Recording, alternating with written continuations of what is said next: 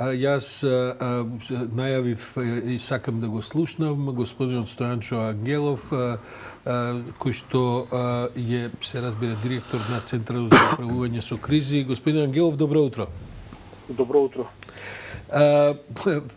Викендов вчера во доцните попладневни часови се случи една сторија со хепи енд. Двајца изгубени планинари кои што беа на висините и на тие густи шуми на Пелистер и кои што успеа да јават дека се изгубили од патеката во текот на денот и така натаму, вашите служби успеа да ги пронајдат. Да беше некаков поинаков крај, верувам дека утринава не ќе можев да ве добијам од барем уште 100 колеги кои што ќе ме бараа. Како ви се виде целата таа вчерашна операција и сега ме интересираат детали. Беше ли кога почна, кога заврши и така натаму, ќе одиме со ред? За жал, факт е дека лошите вести се поинтересни за медиумите, па и за граѓаните би рекол, доколку вчерашниот настан имаше тажен крај или трагичен крај, како што рековте вие, ќе бројат сите медиуми ово утро, но еве овој настан благодарение на добрата координација на Центарот за управување со кризи, конкретно нашите вработени во Битола, заврши со среќен крај, со среќен епилог, односно двете лица кои што биле на, би рекол, рутинско планинарење и прошетка по падините на Пелистер, кога дошле во близина на Битола, тоа е последниот рид во близина на Битола, кој што е висок околу 1440 метри, така наречен врв Неолита, се изгубиле. Знаете дека сега рано се стемнува, паѓа мрак, особено кога сте во шума. Имаше ли снег на Пелистер, на тие ридови, на тие планински врвови? На местото на кое што биле немало снег, но мракот направил тие да се дезориентират, односно се изгубиле, не знаеле на која страна додат и побарале помош од Министерството за внатрешни работи, од каде што е известен нашиот Републички центар за управување со кризи во Битола.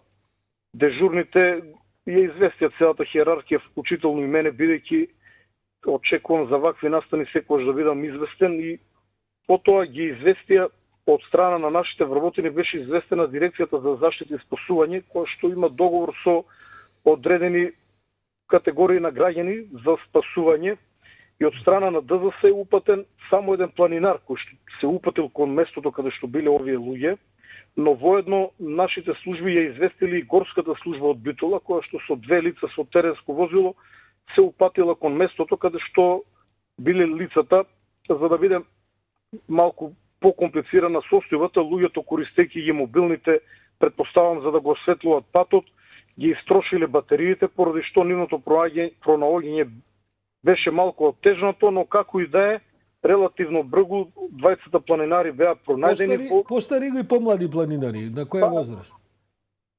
Сега старост е многу релативна категорија, би рекол помлади. Добро. Но како и да е, тие биле дезориентирани, се разбира дека били малку вознемирени и сплашени, но во добра здравствена состојба, и истите од страна на горската служба биле префрлени до дома, иако оваа материја кај нас не е уредена, по некој редослед тие би требало прво да отидат на лекарски преглед, но сепак се чувствувале добро и биле префрлени до дома. Добро, господин Ангелов, вакви инциденти се сега се повеќе можни, бидејќи ве слушаме најави дека ќе падне и добар снег, веројатно во наредниве денови, особено на повисоките места. Вашите служби претпоставам дека се подготвени за делување во, што викаат, во зимски услови. Снегот веќе падна на повисоките места. Ама уште повеќе. Да ја нагласам нашата координативна улога. Ние само координираме, ние немаме наши средства или луѓе кои што одат во акција. Односно, во случај на потреба, ние може да искоординираме и да побараме поддршка покри од Дирекцијата за заштита и спасување, која што пак соработува со тимови за спасување. Воедно може да побараме поддршка и од полицијата, па во одредени случаи и од армијата. На располагање ни стојат и полициските и армиските хеликоптери, но некој треба да побара за ние да знаеме дека некому му е потребна таа помош. И овде доаѓаме до прашањето кој е тој кој што ќе процени дали барањето за хеликоптер е оправдано или не, бидејќи нашите луѓе работат од канцеларија, координират од канцеларија, тие не треба и не смеат да бидат само да ве прашам, бидејќи немаме уште долго време, колку имате во просек, да речеме, месечно овој вид на барање за интервенции? И кога ќе процените колку пати излегувате на терен? Или тоа зависи од годишни времиња, зависи од што? Како сте оптоварени со тој вид на интервенции? Би рекол постојано, но во другите кои што нема некоја драматургија, јавноста не е заинтересирана, не ги не објавуваме, но нема викенд да нема некаков настан, некој да не се изгуби во нашите преубави планини или да не дојде до одредена повреда, благодарение на времената интервенција на центарот, но и на сите останати служби со кои што ние координираме. Спречени се повеќе настани кои што верувам дека би имале малку полош и дури трагичен крај.